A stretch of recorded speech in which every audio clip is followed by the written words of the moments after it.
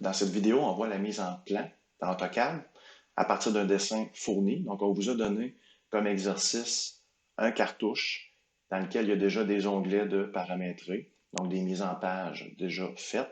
Et il y a un dessin qui est la bibliothèque vue en plan, en élévation, élévation de côté et en coupe verticale. On a à faire la mise en page de ça. Comment on s'y prend? Eh bien, premièrement, moi, je vais insérer en PDF. Ça, vous n'aviez pas à le faire, c'est vraiment moi pour les buts de le but de la démonstration. Je vais insérer le PDF directement dans mon dessin. Je l'ai déjà fait ici. Je vous montre rapidement comment le faire. C'est toujours pratique. Donc, je peux, deux façons très faciles. Donc, j'ouvre mon explorateur Windows. Je viens choisir le fichier PDF et je l'intègre dans mon dessin en glissant. Et là, AutoCAD va me poser une série de questions, notamment le numéro de page que je veux intégrer dans le dessin. Il y a 3 pages dans le PDF. Actuellement, il est à 1, je le laisse à 1. Je clique sur Enter, je vais insérer donc la première page. Il me demande d'insérer le point d'insertion. Je clique n'importe où dans mon dessin. Le facteur d'échelle, je vais l'insérer à vraie grandeur, donc je le laisse à 1. La rotation, j'en veux pas, je le laisse à 0. Je fais toujours Enter, donc pour spécifier. Et voilà, le PDF est inséré. Ça, c'est la première méthode. La deuxième, dans le menu Insertion ici, je clique sur PDF. AutoCAD me demande de sélectionner un fichier, donc je clique sur Fichier. J'aurais aussi pu cliquer de droit. Je peux aussi cliquer de droit, donc on a toujours les deux options. Donc je clique de droit, Fichier. Je sélectionne mon PDF. Il m'ouvre une boîte de dialogue dans laquelle il y a des options ici que je ne vois pas avec vous parce que ce n'est pas le but de la capsule. Vous pourrez les explorer. C'est très, très simple. Et je vois mes 3 pages. Donc, tantôt, j'ai entré au clavier la page numéro 1 qui était là par défaut. J'aurais pu rentrer la numéro 2. Donc, ici, je vais la sélectionner si je veux intégrer la page numéro 2. Je vais faire OK. Et je viens la positionner dans mon dessin. AutoCAD travaille un petit peu et il insère le PDF dans mon dessin et il se recentre directement sur la page que je viens d'insérer. Donc actuellement, c'est un bloc parce que dans les options de la boîte de dialogue qu'il y avait précédemment, la conversion en bloc était activée. Donc, ce sont des détails. Bref, j'ai maintenant le PDF que j'ai à reproduire dans mon dessin que je vais pouvoir utiliser comme référence. Qu'est-ce qu'on fait en premier pour faire une mise en page? Donc, j'ai un gabarit, j'ai des mises en page de disponibles. La mise en page que j'ai à reproduire, c'est la 11-17, ou plutôt 17 par 11. Donc, c'est du format de papier 11 par 17 qui est en orientation paysage. Donc, je vais sur cet onglet-là. Les 3 autres onglets, j'en ai pas de besoin. Si je veux, je peux même les supprimer. Donc, je peux les sélectionner, les 3. Donc, j'en sélectionne un, majuscule, je sélectionne le troisième, je clique de droit et je fais supprimer. Maintenant qu'ils sont supprimés, j'ai seulement l'onglet qui me concerne qui est là. Donc, vous aviez probablement, dans votre cas, une fenêtre de présentation qui ressemble à ça. Donc, qui est tout petite et dans lequel il n'y a rien. C'est normal. Donc, je le double-clique à l'intérieur pour l'activer. Je peux double-cliquer sur la roulette du centre de ma souris. Là, je vais voir qu'il y a bel et bien mon dessin qui est à l'intérieur. Je vais copier le premier onglet. Donc, avec un CTRL-C, CTRL-V, je vais le copier ici à côté. Encore une fois, c'est vraiment juste pour avoir la référence visuelle de ce que je veux reproduire. Je pourrais aussi tout simplement ouvrir le fichier PDF et travailler avec les pages PDF comme ça. Quand on a 2 écrans, c'est merveilleux. Je les positionne côte à côte, c'est encore plus facile. Ça n'arrive pas souvent qu'on a reproduit une mise en page comme ça, par contre, parce que là, c'est dans le devoir qu'on le fait, mais en temps normal, on part de rien quand on fait une mise en page. Donc, je reviens. Ici, j'ai ma fenêtre que je peux agrandir. Et avant de parler de cette partie de mise en page-là, je vais aller dans l'objet. Je vais vous expliquer quelque chose d'important. La disposition des vues dans notre dessin. On essaie, là, il y a plusieurs façons de travailler. Une des façons de travailler, une très bonne façon de travailler que je vous conseille fortement, c'est de toujours aligner les vues selon les mêmes dispositions que vous connaissez déjà des projections orthogonales. C'est-à-dire qu'une vue en plan est au-dessus de son élévation. Une élévation de côté est à côté de l'élévation avant. Et c'est pas plus compliqué que ça.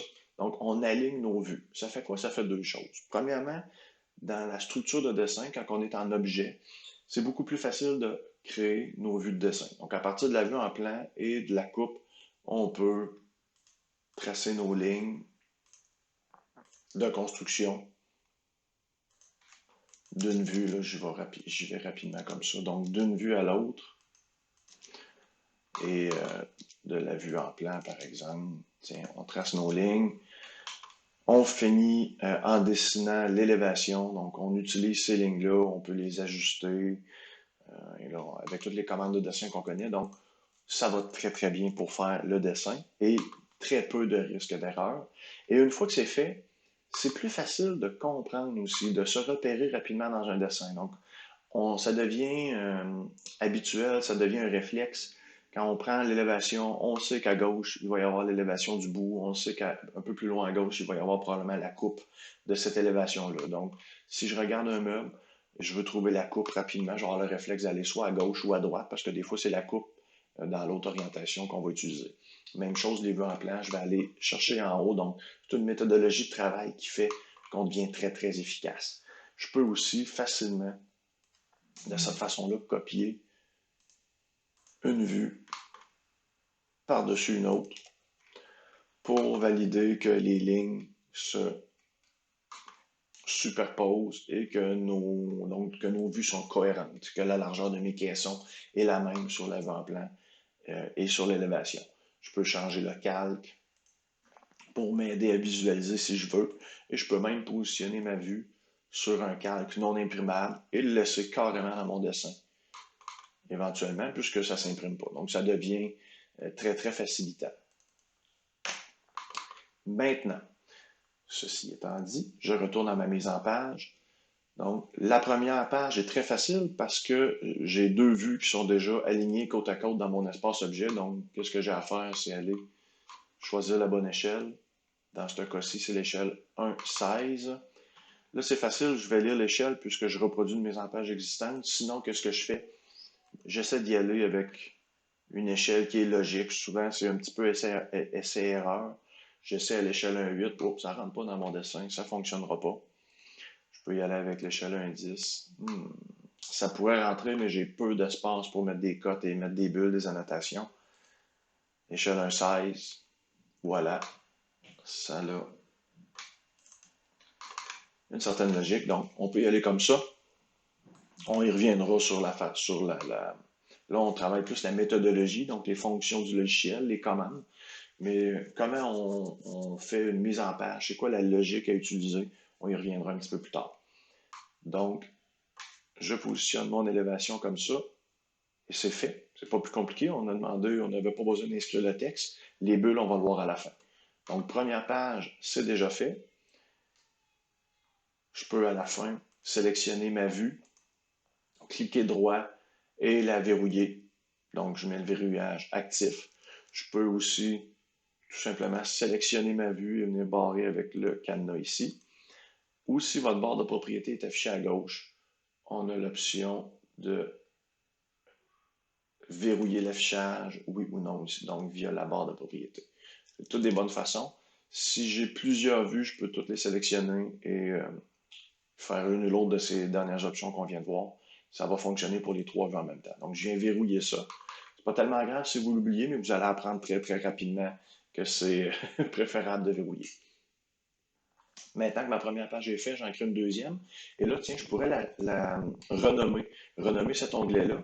Pourquoi? Parce que dans le gabarit, le cartouche, le numéro de page, c'est un champ.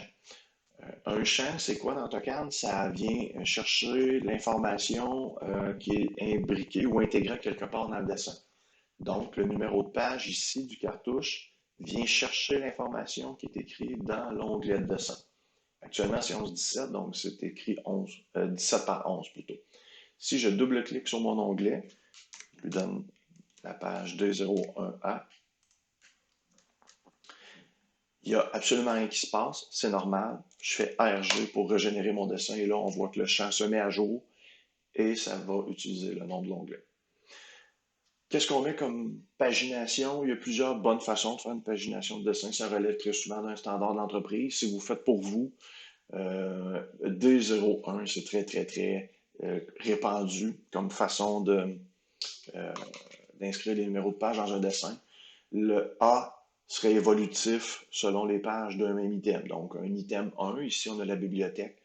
Les pages, on pourra les nommer D01, A, B, C, D, ainsi de suite. Un deuxième item serait D02, A, B, C, D. Donc, c'est une façon parmi d'autres d'indiquer les numéros de page. Donc, je vais copier mon onglet. Donc, je le sélectionne, je maintiens le clic de gauche, je me déplace un tout petit peu à droite et j'appuie sur le bouton contrôle de mon clavier. Ça vient copier l'onglet. Par défaut, il y a un petit 2 qui s'ajoute entre parenthèses. On ne veut pas avoir le 2. Nous, ce qu'on veut avoir, c'est D01B. Donc, je renomme mon onglet et en tout temps, toujours la même chose, je double-clique dessus, je double-clique à côté si je veux le renommer ou désactiver le renommage de l'onglet. Donc, qu'est-ce que j'ai à faire pour la deuxième page? Je vais effacer ça ici. Je vais aller chercher encore une fois avec CTRL-C, CTRL-V, faire un copier-coller de ma page. J'aurais facilement pu faire aussi clic de droit, copier la sélection.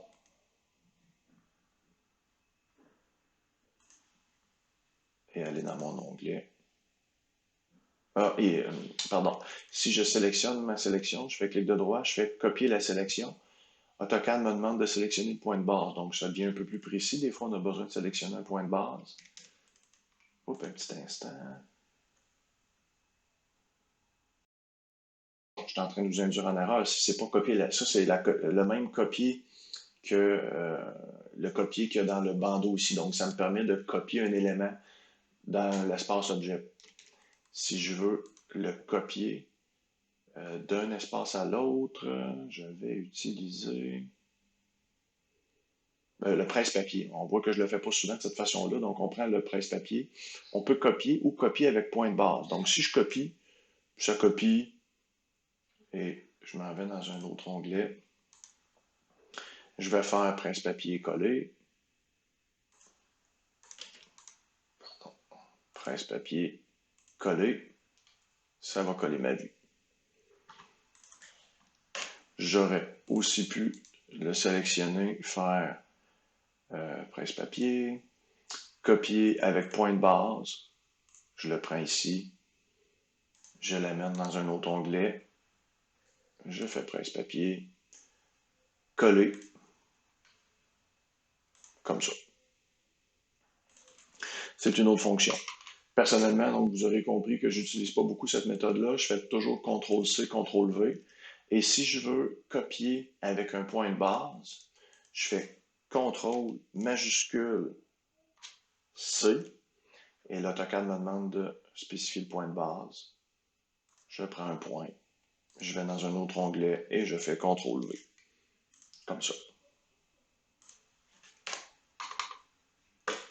Je reviens à mon deuxième onglet. Donc, j'ai cette mise en page-là à effectuer. Je vais commencer par déverrouiller ma fenêtre de présentation. Et bon, je vais commencer par positionner les deux vues en plan. Donc, je double-clique à l'intérieur et je vais chercher mes vues en plan que je vais mettre à l'échelle 1,16 puisque c'est l'échelle à reproduire qui est indiquée ici. Je les positionne à peu près comme ça.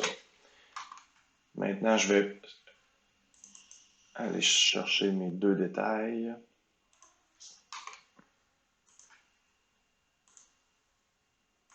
Donc, je vais copier ma vue comme ça.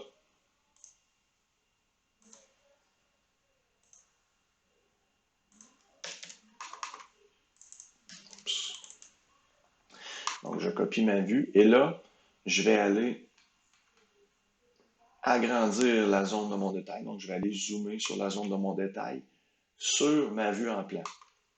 Pourquoi je vous dis ça sur la vue en plan? Donc, je n'ai pas besoin d'aller dans mon objet. Je n'ai pas besoin de faire une copie et de prendre cet élément-là et de l'agrandir avec la commande échelle. Non, on ne fait pas ça dans AutoCAD. On n'a pas besoin de faire ça et on évite de multiplier les vues. Donc, c'est assez rare qu'on a besoin de copier un détail à côté. Ça arrive, mais c'est très, très rare. Mais en aucun temps, on a besoin d'utiliser la commande échelle pour venir agrandir un détail. Donc, si je veux faire le détail de ma corniche ici, si je fais une copie et que je fais un agrandissement avec la commande échelle comme ça, c'est certain que c'est pas la bonne méthode. On oublie ça. C'est un gros non. Donc, la façon de faire, c'est ce qu'on va voir dès maintenant. Donc, je viens copier ma fenêtre comme je vous l'ai montré. Et là, je vais sélectionner l'échelle 1 pour 1, puisque c'était l'échelle qu'on avait à reproduire. Donc, j'ai mon détail qui est à l'échelle 1 pour 1. Et là, je vais aller sélectionner mon détail pour la vue du bas. Donc, je vais copier ma fenêtre. Toujours plus facile de copier la fenêtre, moi, c'est ce que je préfère. La fenêtre est déjà sur un calque non imprimable. Et il y a déjà des calques qui sont éteints, si je ne me trompe pas. Non, il n'y a pas de calque éteint dedans, mais bon, c'est plus ou moins important. Donc, ma fenêtre est déjà sur un calque non imprimable. Si je n'ai pas de fenêtre, je vais en créer une nouvelle. Je fais quoi? Je vais dans Présentation, créer une fenêtre rectangulaire. Et voilà, ma fenêtre est créée. Par défaut, elle se crée sur le calque qui est courant. Le calque courant, c'est le calque 0. Si je ne veux pas qu'elle s'imprime, je vais la mettre sur un calque non imprimable. Donc, j'ai copié ma vue. Et là, ma vue, là, si je vais chercher mon autre détail, je me déplace comme ça, je me déplace comme ça, je me mets à l'échelle, vraie grandeur. Mon détail n'est pas aligné.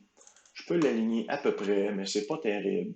Je peux tricoter un petit peu, me tracer une ligne comme ça.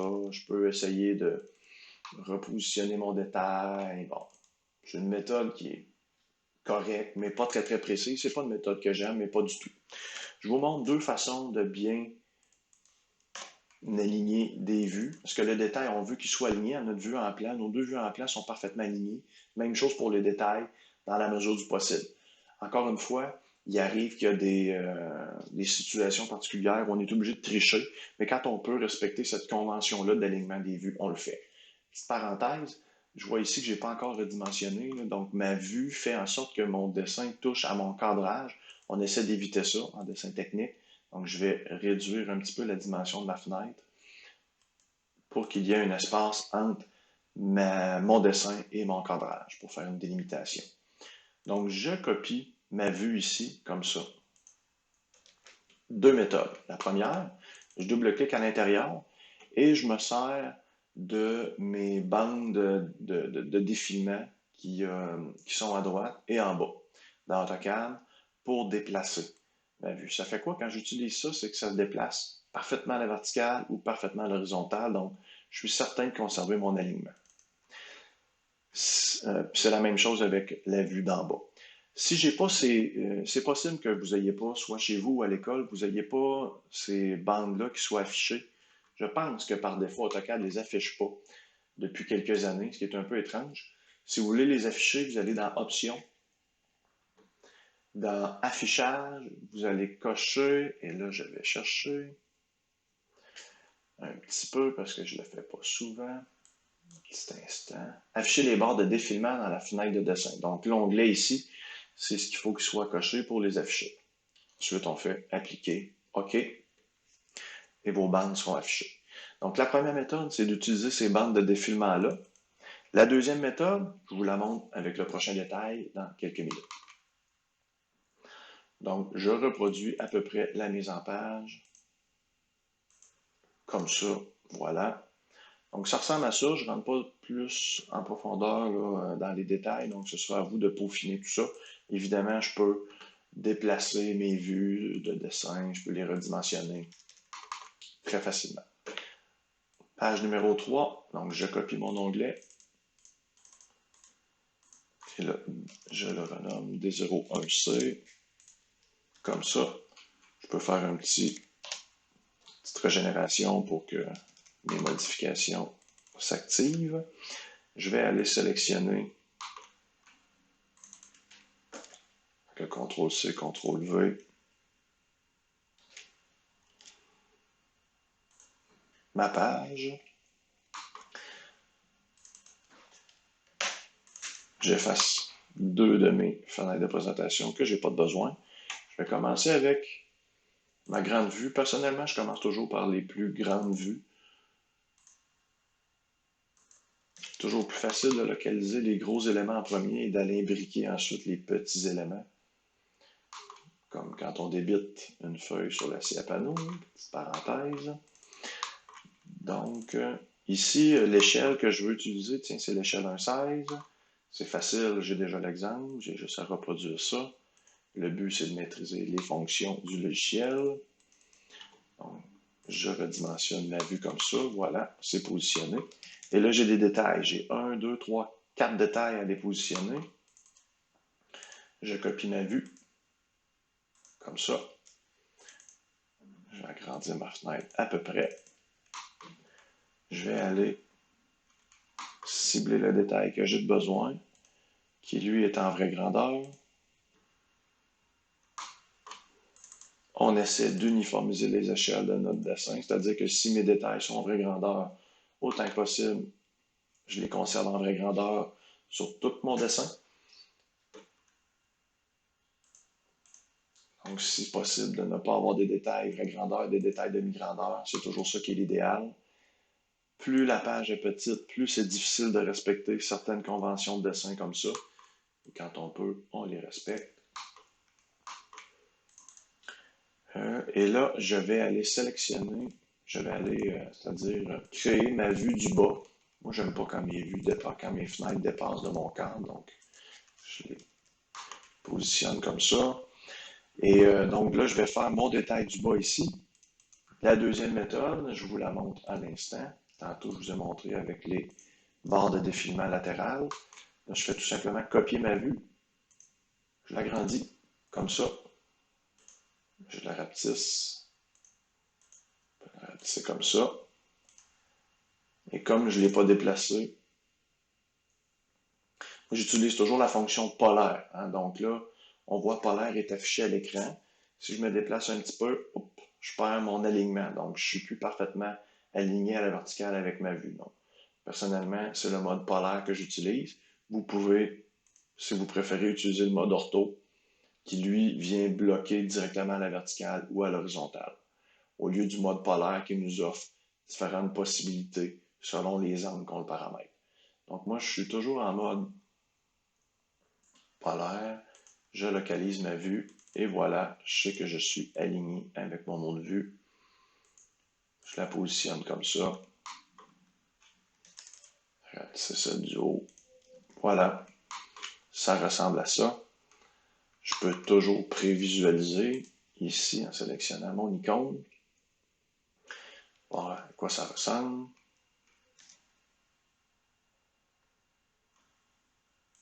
Pour faire une petite vérification.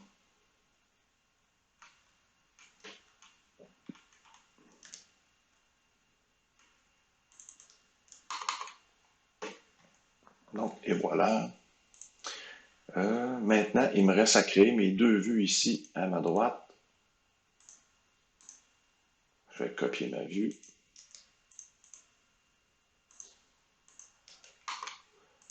Je m'en vais sélectionner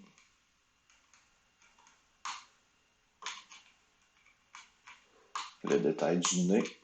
On ne se préoccupe pas de mettre les hachures.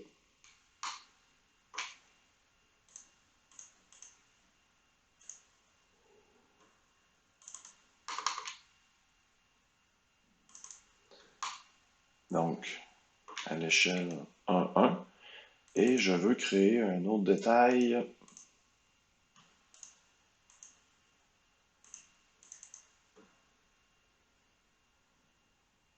Ici, on voit vraiment juste la partie du haut, comme ça. Et après ça, je vais avoir un autre détail qui nous montre la partie du bas.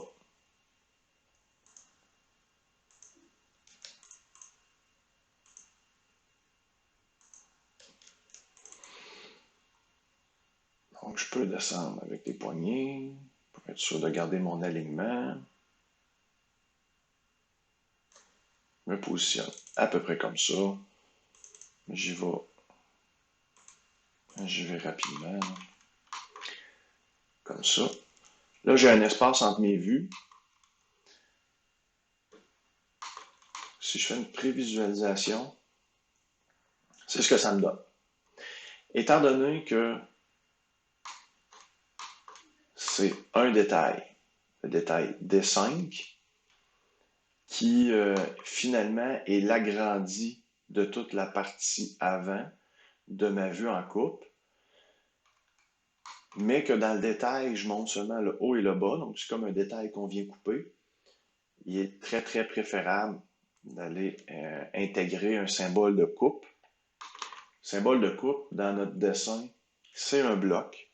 Ce symbole de coupe-là, c'est un symbole qu'on dessine une fois, puis après ça, on réutilise. Donc, il y a déjà un bloc pour ça qui est créé. Donc, je vais l'insérer.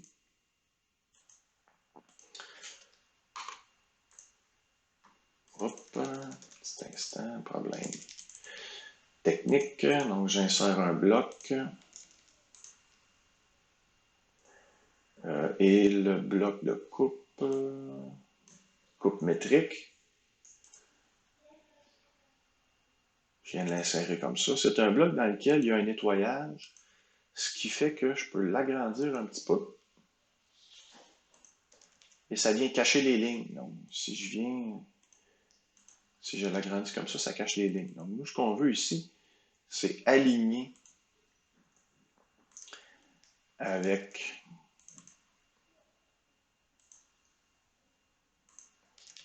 notre vue comme ça.